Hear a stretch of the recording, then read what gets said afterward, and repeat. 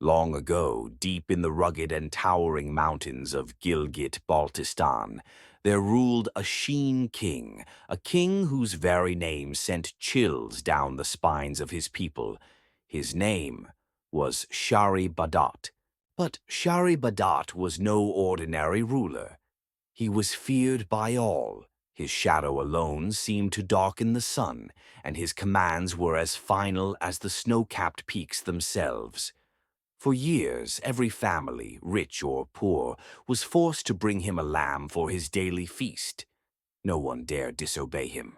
The price of refusal, far too terrifying to risk. In one small village, a poor mother owned just a single sheep, her only hope in a harsh land. When the sheep gave birth to a frail lamb, joy turned quickly to sorrow. The mother sheep died, leaving the newborn orphaned. Desperate to keep it alive, the woman did the unthinkable. She fed the lamb with her own milk, nursing it like her own child. The lamb grew strong under her care, but fate was cruel. The day came when it was her turn to offer a lamb to the king. With a heart heavy as the mountains, she carried the lamb to Shari Badat's palace, unaware that this day would change everything. That night the lamb was prepared for the king's table, but when Shari Badat tasted the first bite, he paused.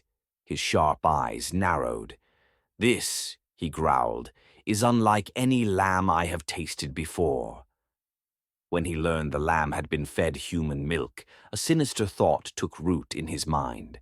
If a lamb raised on human milk tastes this divine, what of human flesh?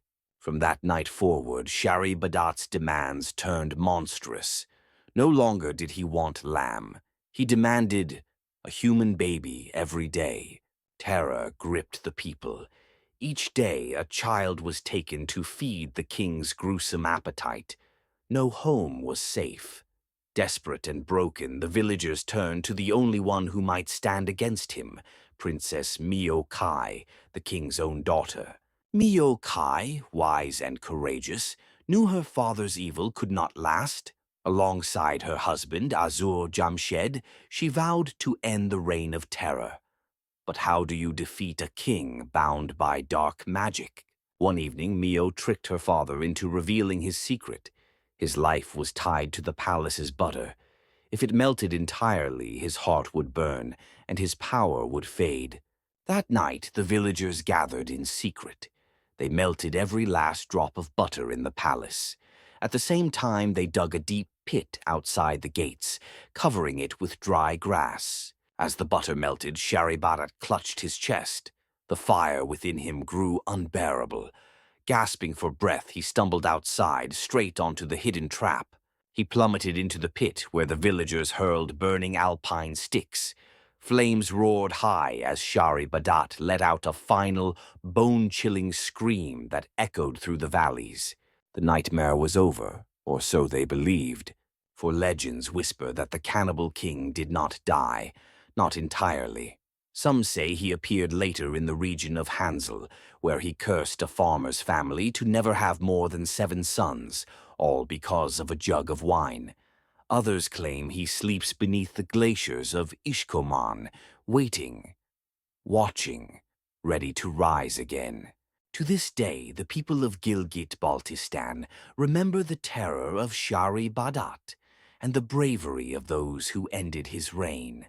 As dawn breaks on December 21st, in every village, people light torches, one from every home, and gather under the open sky.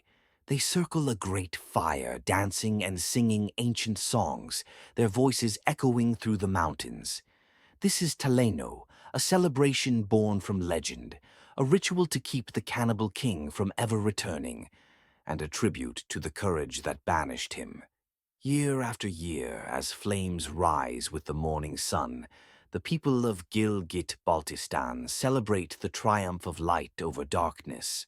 But deep in the silence of the frozen mountains, the question remains, is Shari Badat truly gone?